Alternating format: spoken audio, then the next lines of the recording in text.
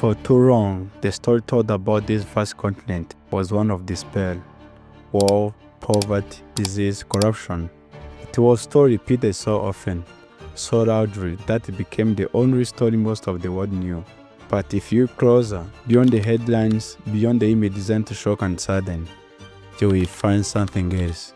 A story of quiet resilience, of nation rising, not with fanfare or flash, but with a vision, with courage, with discipline. These countries aren't just surviving, they are evolving. They are crafting new futures, paths fogging the heat of challenge, anticipated by the will to succeed. From the surfy blue water surrounding Mauritius to the diamond-rich soils of Botswana, from Rwanda rolling hills reborn from tragedy, Morocco desert highways and solar fields, from South Africa towering skylines and sprawling townships, 5 nations have quietly rewritten the narrative. They're not the richest by resources, nor the largest by land, but they are among the most developed. Their economies grow faster. Their citizens live longer, healthier lives. They offer hope not only to their people, but to an entire continent. And yet, their stories are rarely told. The success of Europe, the lesson by beneath us stereotypes. This is not Africa of creatures. This is Africa's silent giants. Nation whose lives may surprise you, inspire you, and challenge everything you thought you knew. In the coming chapters, we explore how Mauritius outsmarted the odds, how Botswana harnessed its diamond breed a democracy, how Rwanda transformed tragedy into digital revolution, how Morocco quietly modernized its economy, and how South Africa balances power and paradox. This isn't a story of perfection, nor is it a fairy tale. It's a story of hard choices, relentless thought, and unyielding belief that progress is possible. Africa is rising. The question is, will the world finally listen? Africa, a world that for too long has been associated with struggle, with poverty, with war, but beyond the headlines, in the outdated narratives, lies a different truth. A truth, a nation that have risen from ashes of colonialism, conflict, and crisis. This is not race, it is a story of 5 countries, of relentless ambition, visionary leadership, painful sacrifices, and bold choices. Mauritius, South Africa, Rwanda, Morocco, Botswana. They didn't stumble into development, they fought for it, with policies, with perseverance, and above all, with purpose. But how did they do it? Let's begin with you expect the story to start. On an island in the Indian Ocean, Mauritius. In 1968, Mauritius gained independence from the British Empire. At the time, economists wanted the theory to become a failed state. Why? Because they had nothing. No minerals, no oils, just sugarcane and the colonial ones. But Mauritius had something more powerful than resources. It had vision. Post-independence leaders like Seoul Lamogram laid the foundation service-based economy. They diversified early, investing in textile manufacturing, tourism, and later financial services. They also prioritized education. Elite society would become the country's greatest assets. By the 1990s, Mauritius had transformed into one of Africa's most stable democracies. It built free zones to attract investors. It established a strong legal framework that protected business and poverty rights. Today, Mauritius boasts a Human Development Index higher than many Eastern European countries. It has universal healthcare, a booming tech sector, and one of the strongest passports in Africa. And it did all without a drop of oil. Mauritius didn't wait for the world. It made of its own map. Number 2. Botswana. In 1966, Botswana had just 12 kilometers of paved road. It was one of the poorest countries in the world. Landlocked, forgotten, desperate. Then, diamonds were discovered. And here is the way the story could have gone wrong. Like in Sierra Leone, like in the Congo, but Botswana made choice. It refused the cash. The government partnered with the bills. It taxed the diamonds. It invested in education, roads, and public health. Corruption?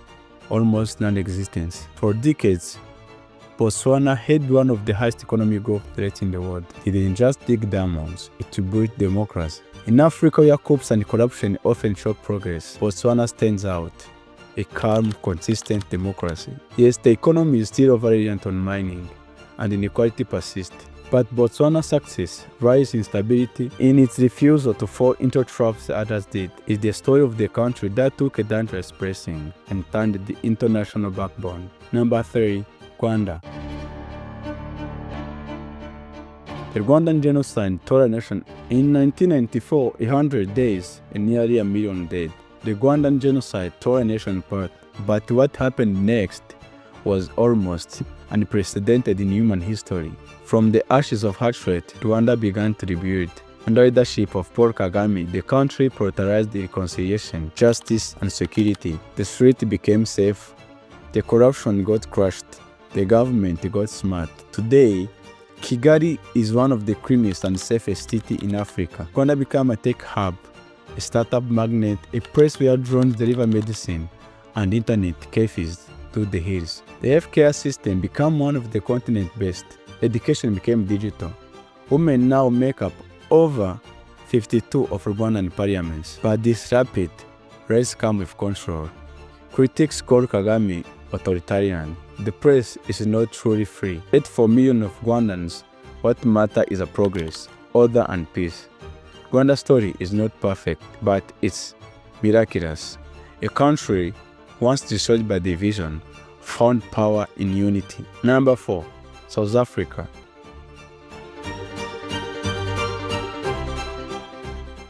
South Africa is above the giant and the enigma. With the second largest economy in Africa, it's a home to modern infrastructure, powerful industries, and global corporations. It hosts the World Cup, it has nuclear weapon, it has space program, but beneath its success lies a shadow. Apartheid may be over, but inequality remains monstrous. Data dimensions tower over sprawling township. Unemployment is high, crime is brutal, corruption has infected every institution that were once symbol of freedom. And yet, South Africa persists. It has one of the most progressive constitutions in the world. Judiciary remains strong, its media vibrant. South Africa's development is real, but it's messy. It's a battle between past and the future, between what it is and what it could be. And still, despite its fractures, it remains a beacon for African industrial power. Because South Africa teaches us that progress isn't always clean, but can be real. Number 5. Morocco.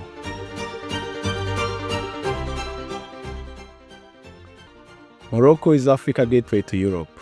Strategically placed, deeply historic, and politically stable, Morocco has used geography like master tactician. Under King Mohammed VI, the country invested heavily in infrastructure, high-speed trains, giant solar farms, industrial zones.